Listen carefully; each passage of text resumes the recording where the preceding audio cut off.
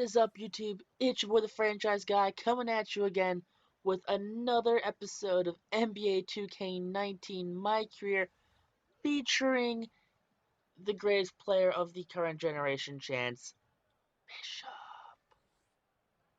I thought that'd be cool. Maybe it wasn't.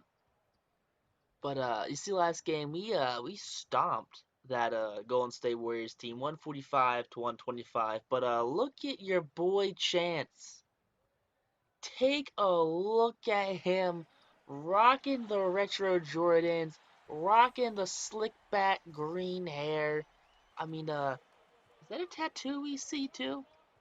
Does Chance Bishop have a tattoo? Oh boy, look at your new look, Chance Bishop. I mean, he shocked the world in his press conference the other day.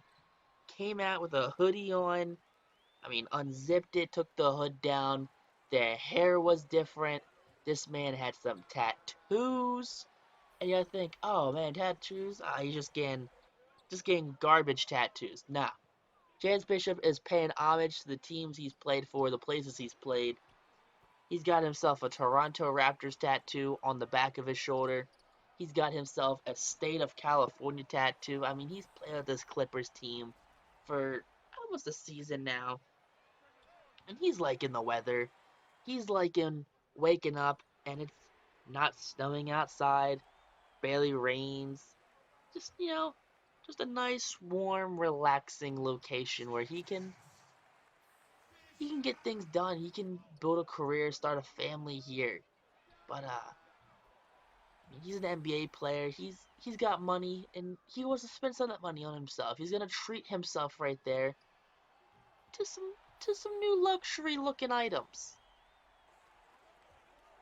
But yeah, I got them retro Jordans on right there. Those are probably his most prized possessions right there. That's the banned Jordan style right there. The black and red Jordans that got banned by the NBA for not having too much, not having enough white or having too much black or too much red.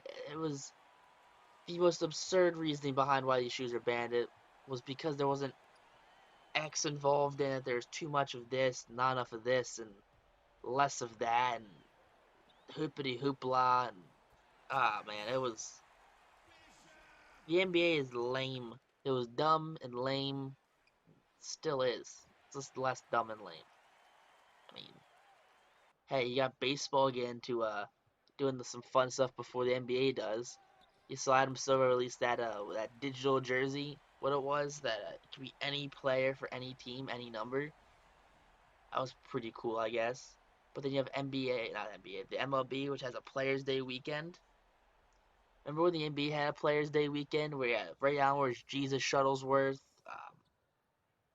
Chris Bosh was like T-Rex. I don't know. Chris Bosh was some dinosaur. LeBron James was the king. I mean, unless I just haven't seen that game in the past 3-4 years since LeBron's left Miami, I don't think that game they do that anymore. That was a really cool idea. It was a really fun idea, and there was no reason to get rid of it. I mean, I know the Players Day weekend in baseball it gets a ton of views just because it's baseball players having fun. You know, they have custom cleats that fans sign, that kids sign. You know, they show who they honor, who they're thankful for in their lives. I mean, a lot comes from little things like that. I don't think the big heads of the NBA of sports realize these things, but the little things matter to players. You know, the little things do matter. It matters to players. It matters to the fans. If you have happy players, you're gonna have happy fans. Simple as that. Because if you have unhappy players, what happens is you get a strike and a lockout. Then you get a strike and a lockout, you have unhappy fans, and then you make no revenue. I mean, do I understand why the players lock out? Yeah, it locks out. They have lockouts because owners are pinching pockets and they don't feel like playing players what they're worth. And do I personally think? I mean, professional hockey players and basketball players and football and baseball players are worth hundreds of $1,000,000. No, I don't think that they're worth that much money to play a kid's game. But hey, if I mean, if you're complaining about it, why don't you do it? You know, they're the best of the best. They've spent thousands upon thousands of hours. They spent years of their lives training for something that you think you can do. Ever seen the video of Warren Moon throwing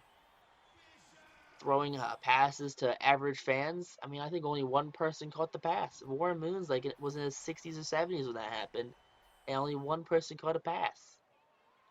But I don't know. I think the NBA. I mean, I think the NBA has a huge little cloud over it. I mean, you have a lot of things going down recently in his. I mean, you have Donald Sterling, Dwight Howard.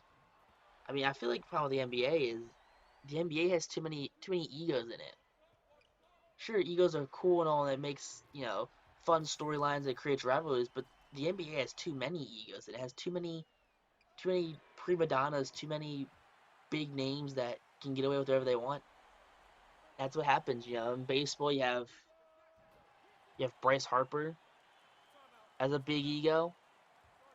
Okay, can you name a bigger ego than Bryce Harper in the league? No. I mean, NFL, you have Tom Brady. Maybe Ndamukong Suh has a big ego. I mean, Ben Roethlisberger. I mean, you have very limited, huge ego players. I mean, you have Antonio Brown, Le'Veon Bell, like those guys. But then you have super humble players like Juju Smith-Schuster who aren't like that. But NBA is just ego on top of ego on top of ego.